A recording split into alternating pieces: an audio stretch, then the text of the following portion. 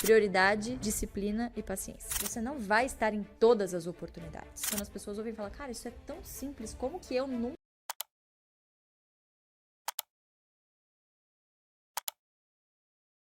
Maior investidor pessoa física da bolsa hoje. A estratégia dele, lá atrás, que ele desenvolveu na década de 70, que inclusive foi compilada em 74 por aí, num estudo que chama Ações Garantem o Futuro, por isso o nome da empresa, é justamente você comprar boas ações de boas empresas, a bons preços, claro, e que paguem bons dividendos. O dividendo é o pilar para você conquistar a liberdade financeira no futuro, no longo prazo, claro, montando uma carteira previdenciária. Então, enquanto os colegas dele lá atrás, na década de 70 e até hoje, né, as pessoas veem a bolsa como um cassino, comprar na baixa, vender na alta, acabam fazendo o contrário, ele enxergava na bolsa uma forma de se aposentar. Então, assim, uma coisa muito pioneira para a época, ainda hoje, quando as pessoas ouvem falar, cara, isso é tão simples, como que eu nunca pensei nisso, né? Então, é uma metodologia muito simples, dá certo há 50 anos. Outras pessoas também que seguiram ao longo do tempo nessa caminhada também se deram muito bem. Nós três somos prova vivas disso. E desde 2019, com Ações Garantem, levando esse legado aí adiante. Você, quando tá investindo em bolsa, tem que se conscientizar que você não vai estar em todas as oportunidades. Sim. Até porque você vai acabar pulverizando a sua carteira, não vai ver nem dividendo, nem rentabilidade. E é isso que as pessoas querem, né? Ver o resultado rápido. Ah, então vou pôr um punhadinho aqui, não sei o que vai dar certo, mas alguma coisa vai dar certo. 1000% de R$1 ainda é pouco. Então, se eu pudesse resumir a nossa estratégia hoje, eu acho que é você comprar muitas ações de poucas e boas empresas, pagando bons preços, e elas têm que pagar bons dividendos. O pilar de tudo isso é a renda. É a renda que vai pagar o seu boleto no futuro, né? E o futuro chega muito rápido. Então, quanto mais cedo a gente se preparar para isso, melhor. Então,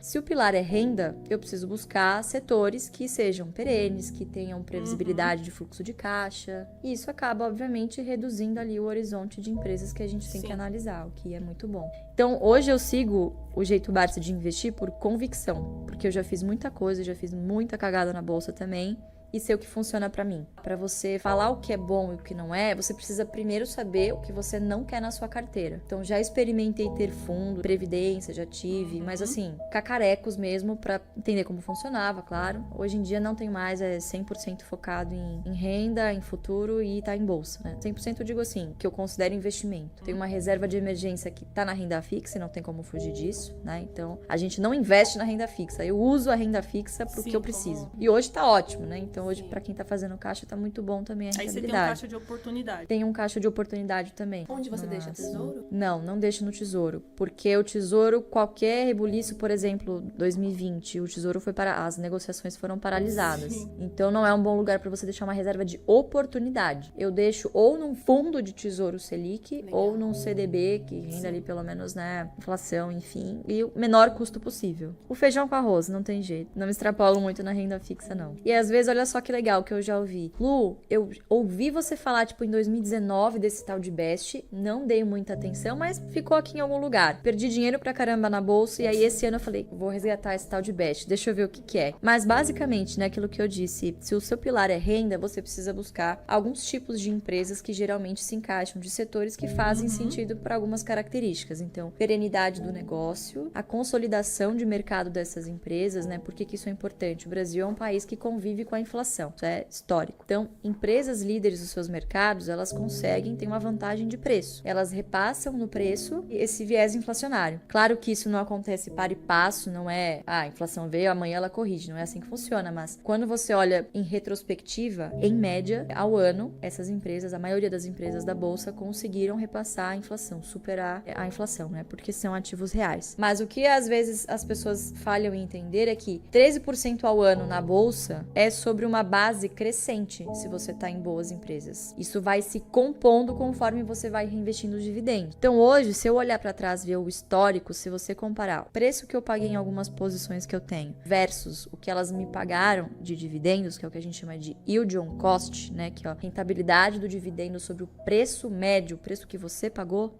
né? O quanto você desembolsou. Cara, eu tenho rentabilidade hoje, por exemplo, Braskem me pagou 40% ao ano, que é muito superior à renda fixa. E isso continua. Então, como eu tenho preços confortáveis, e se cair, poxa, eu tô disponível ali com os meus próprios dividendos, né? Com esse fluxo constante para reinvestir, então você fica mais tranquilo, né? Com esse colchão, enfim, com essa rentabilidade. Só que isso não vem da noite pro dia, isso foi construído. Então, assim, tô há bastante tempo investindo, né? Então, isso é construído ao longo do tempo. Então, o BEST é isso, são aqueles 5 setores que se encaixam nessas premissas básicas, esse tipo de empresa que a gente busca. BEST, para vocês nunca mais esquecerem: bancos, energia, seguro, saneamento e telecom. BEST, de melhor mesmo. Impossível esquecer. Claro que não é só você pegar as empresas desse... Ah, a Luísa falou lá que é pra comprar qualquer coisa desses setores, né? Aí você vai e me compra uma Oi, por exemplo, que tá no BEST, mas, obviamente, analisem as empresas, mas são bons setores para se começar, pelo menos. Então, para quem não sabe, todos os dados, né, todas as informações sobre as empresas são públicas e estão no site do GRI. Então, se você digitar no Google, Banco do Brasil, RI, IRB, RI, Itaú, RI, né, qualquer empresa da bolsa que esteja listada, mais o RI na frente, tem o site lá de relações com investidores, que você tem acesso a todas as informações possíveis, né, e que o investidor precisa ter acesso. Então, baseado nisso, nessas informações que são públicas, mas que vocês precisam ter o interesse de ir atrás, o que a gente busca analisar ali? Como eu disse, boa empresa não necessariamente é sinônimo de um bom investimento. É o preço que vai determinar isso. Não importa a qualidade da empresa. Toda empresa tem o seu preço. Seu preço justo, né? Claro, isso se você segue o Value Investing, né? Que é a bíblia, né, dos investidores de longo prazo, né? Costuma ser. Então, pensando em preço, o que é muito importante para o investidor? Seria, assim, incabível dizer aqui para vocês, vocês trabalham, obviamente, vocês têm que acompanhar a bolsa todos os dias, toda hora, ficar ali obcecado, tentar comprar na mínima. Isso é impossível. Nem quem trabalha com o mercado consegue acertar ali o da mosca voando. Não dá, impossível. Então, a nossa preocupação foi, o que eu vou olhar para pelo menos não pagar caro por uma ação? Porque assim, se eu já sei que eu já não vou conseguir acertar o fundo, eu pelo menos preciso estabelecer ali o máximo que eu posso pagar por uma ação para eu receber ali alguma coisa que eu tô disposto. Então, qual foi o filtro que ele começou a usar? 6% ao ano só em dividendos. Às vezes as pessoas falam, putz, mas não é muito pouco, mas a gente tá falando só de dividendos. Lembrando que se o dividendo deriva do lucro e o lucro ao longo do tempo é corrigido por inflação, a gente tá falando de uma métrica real. Então, ele não é 100% comparável com uma Selic, por exemplo. Da Selic, você tira o IPCA e aí você tem a taxa de juros real. É com esse que a gente tem que comparar. No longo prazo, é isso que faz sentido. Então, 6% é o teto. É o mínimo que eu quero receber. Com esse mínimo que eu quero receber, o que eu faço? Eu vou lá no site do RI, eu vejo a média. Então, isso é muito fácil. Você vai somar os dividendos por ação em cada ano.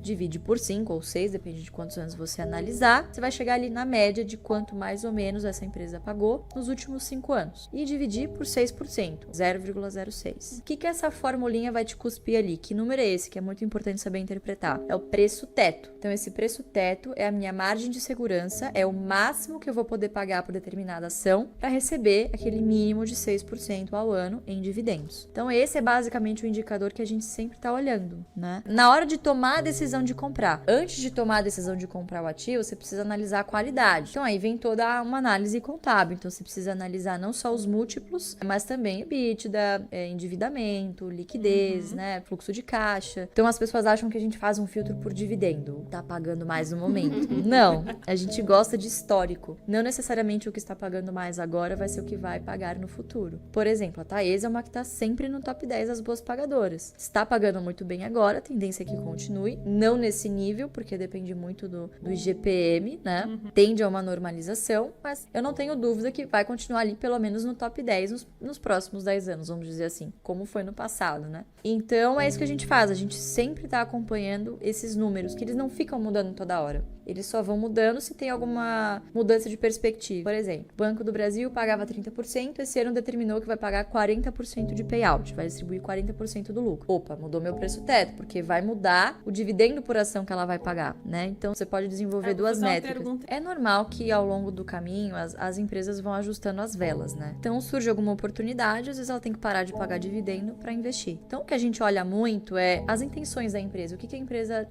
comunica com seus investidores, né? Então, assim, se o seu objetivo é um e a empresa decidiu caminhar para outro, não tem por que isso ficar na carteira. Que é importante as pessoas seguirem suas convicções, mas o investidor não tem convicção se ele não tiver um caminho muito bem delineado. E focar. A gente chama de PDP, prioridade, disciplina e paciência.